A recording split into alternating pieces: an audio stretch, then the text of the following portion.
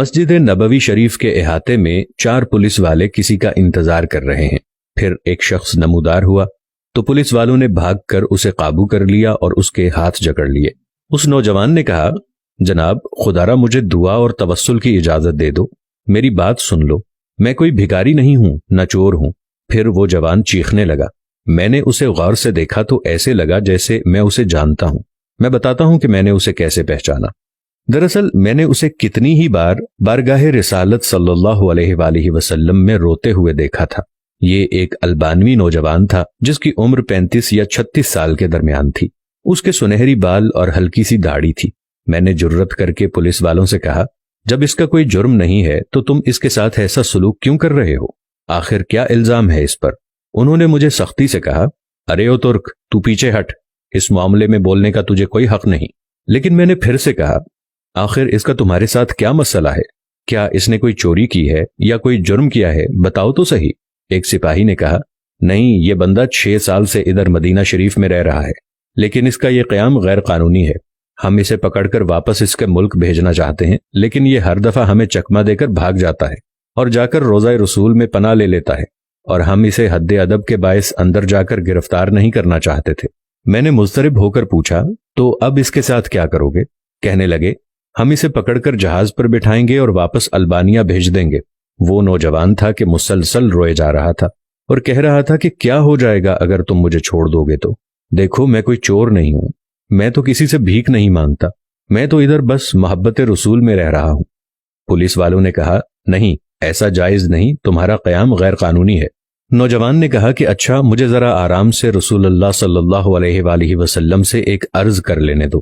پھر نوجوان نے اپنا منہ گنبد خضرا کی جانب کر لیا۔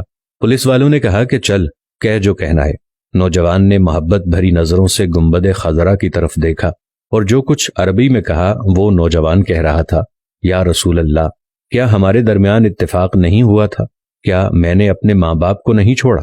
کیا اپنی دکان بند کر کے یہاں نہیں آ گیا؟ اور میں یہ عہد کر کے یہاں نہیں آیا تھا کہ آپ کے جوار رحمت میں رہا کروں گا؟ حضور، اب آپ دیکھ لیجئے، یہ مجھے یہاں رہنے نہیں دے رہے۔ یا رسول اللہ، آپ مداخلت کیوں نہیں فرماتے؟ روتے روتے نوجوان بے حال ہونے لگا۔ اس کی ہچکی بند گئی، پورا چہرہ آنسوؤں میں ڈوب گیا۔ اس کا یہ حال دیکھ کر پولیس والے نے ذرا ڈھیل دی اور نوجوان نیچے گر گیا۔ اسی اثنا میں ایک پولیس والے نے اسے ٹھڈا مارتے ہوئے کہا، او دھوکے باز، اٹھ، ہم تمہیں ابھی ڈیپورٹ کریں گے۔ دوسرا پولیس والا آگے بڑھا، لیکن نوجوان نے کوئی رد عمل ظاہر نہ کیا۔ میں نے پولیس والوں سے کہا، لگتا ہے یہ بے ہوش ہو گیا ہے، یہ نہیں بھاگے گا، تم پانی لاؤ اور اس کے چہرے پر ڈالو۔ اس کے چہرے پر پانی ڈالنے کے باوجود نوجوان کوئی حرکت نہیں کر رہا تھا۔ پولیس والے گھبرا گئے۔ ایک نے کہا، اسے دیکھو تو صحیح، کہیں یہ مر ہی نہ گیا ہو۔ دوسرا پولیس والا کہنے لگا، اسے ہم نے کون سی ایسی ضرب لگائی ہے جس سے یہ مر جائے گا؟ پھر انہوں نے ایمبولنس والوں کو فون کیا۔ وہ ادھر سامنے والے 7 نمبر گیٹ سے ایک ایمبولنس لے آئے۔ رضاکاروں نے نوجوان کی شہرگ پر ہاتھ رکھ کر حرکت نوٹ کی اور نبض چیک کی تو کہنے لگے، اسے تو مرے ہوئے کم از کم 15 منٹ گزر چکے ہیں۔ اب پولیس والوں کی یہ حالت تھی کہ وہ جیسے مجرم ہوں، نیچے بیٹھ گئے اور رونے لگے۔ وہ منظر بھی دیکھنے والا تھا۔ ان میں سے ایک تو اپنے دونوں زانوؤں پر ہاتھ مارتے ہوئے کہتا تھا، ہائے، ہمارے ہاتھ کیوں نہ ٹوٹ گئے، کاش ہمیں معلوم ہوتا کہ اسے رسول اللہ صلی اللہ علیہ وآلہ وسلم سے اتنی شدید محبت ہے۔ ہائے، ہمارے ہاتھ ٹوٹ کیوں نہ گئے، ہم نے اس عاشق رسول پر کیوں اتنی سختی کی۔ اس کے بعد ایمبولنس والوں نے اسے وہاں سے اٹھا لیا اور جنت البقیع کی طرف تجہیز و تکفین والے حصے میں لے گئے۔ غسل کے وقت میں بھی وہیں موجود تھا۔